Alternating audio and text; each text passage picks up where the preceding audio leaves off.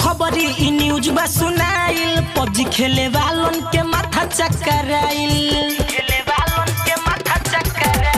आई खुश खबरी इ न्यूज बा सुनाइल पबजी खेले वालन के माथा चकराइल बंद भइल बोली सच्ची आप कबजी और कबजी और कबजी अब खेले के मिली नहीं पबजी मारा दस कटवैलू बड़ा सबजी अब खेले के ना मिली रानी पबजी मारा दस कटवैलू बड़ा सबजी। डीजे मिठू राजा पटसोनी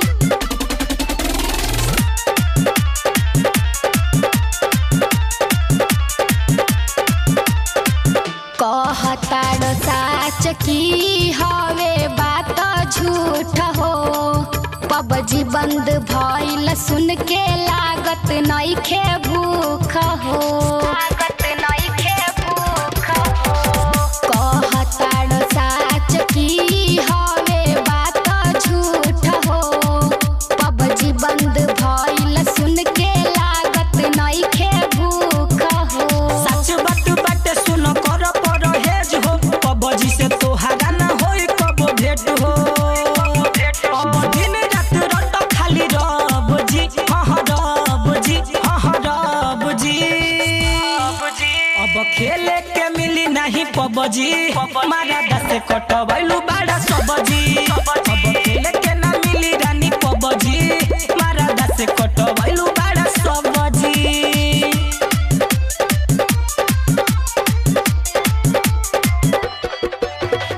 डीजे मिठू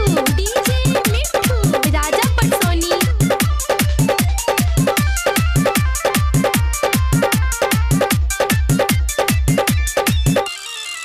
अंगेस आरिया खूबे मरले हेडा सोट हो अनुराग भोराही से बाड़े अपसेट हो अंगेस आरिया खूबे मरले हेडा सोट हो अनुराग भोराही से बाड़े अपसेट हो